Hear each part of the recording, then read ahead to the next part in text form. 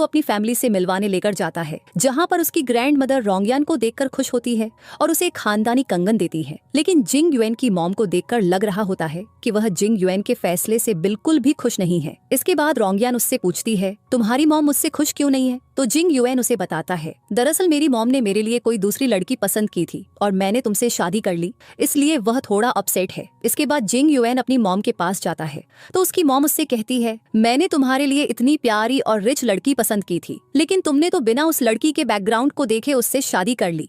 तभी वहाँ पर जिंग युएन की एक्स फियांसे आती है और कहती है, मैंने आज तक तुम्हारे लिए बहुत सैक्रिफाइस किया है और तुम्हारी वजह से 8 साल तक कोमा में रही हूँ, इसलिए प्लीज अब तुम उस लड़की को डिवोर्स देकर मुझसे शादी कर लो। और फिर जिंग युएन कहता है, हमारा रिश्ता सिर्फ एक बिजनेस प्रपोजल के लिए था, इससे ज्यादा कुछ नहीं, तो प्लीज तुम मुझसे इस तरह की बात मत करो। इसके बाद वह कहती है, लेकिन मैं तुमसे सच में प्यार करने लगी थी, तभी तो मैं तुम्हारी जान बचाने के लिए अपनी जान दांव पर लगा दी थी। इसके बाद जिंग युएन उससे कहता है, मुझे पता है कि तुमने मेरी जान बचाई थी और उसके बदले में मैंने भी तुम्हारे लिए बेस्ट डॉक्टर हायर किए थे, लेकिन फिर भी अगर तुम चाहती हो कि मैं तुम्हारे सैक्रिफाइस के बदले में कुछ करूं तो मैं कुछ भी करने के लिए तैयार हूं, लेकिन मैं तुमसे शादी नहीं कर सकता। इतना कहकर वह वहां से चला जाता है। अगले सीन में जिंग युआन रोंगयान के पास जाकर अपने पास्ट के बारे में बताता है और कहता है, मेरा और मेरी एक्स फियांसे का रिश्ता सिर्फ फैमिली बिजनेस के लिए था, बाकी कुछ नहीं, लेकिन अब तुम मेरी वाइफ हो, इसलिए मैं तुम्हें कभी नहीं छोड़ूंगा और हमेशा तुम्हारा साथ दूंगा। इसके बाद रोंगयान उससे पूछती है,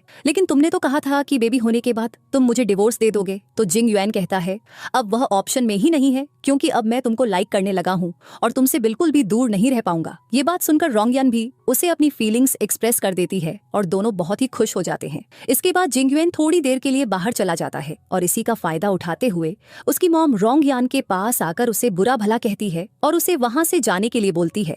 अगले सीन में जब जिंग युएन अपने घर आता है तो वह अपनी मॉम से रोंगयान के बारे में पूछता है, तो उसकी मॉम उसे बताती है, मेरे कहने पर वह इस घर को छोड़कर चली गई है। अब ये बात जिंग युएन को बिल्कुल भी अच्छी नहीं लगती और वह गुस्से में अपने घर से रोंगयान को लेने के लिए निकल जाता है, लेकिन रास्ते में उसकी तबीयत बिगड़ जाती है। दूसरी तरफ रोंगयान अपनी ग्रैंड मदर के पास बैठकर रो रही होती है और जब उसे जिंग युएन की तबीयत के बारे में पता चलता है तो वह तुरंत ही हॉस्पिटल जाती है और उसका अच्छे से ध्यान रखती है। उसके बाद वे दोनों किस करते हैं और जब जिंग युएन की मॉम को उसकी तबीयत के बारे में पता चलता है तो उन्हें एहसास हो जाता है कि जिंग युएन रोंगयान से बहुत प्यार करता है, इसलिए अब उन दोनों को अलग नहीं करना चाहिए। इसके बाद रोंगयान और जिंग युएन दोनों लॉन्ग ड्राइव पर जाते हैं और काफी अच्छा टाइम स्पेंड करते हैं और यहीं पर ड्रामा की हैप्पी एंडिंग हो जाती है।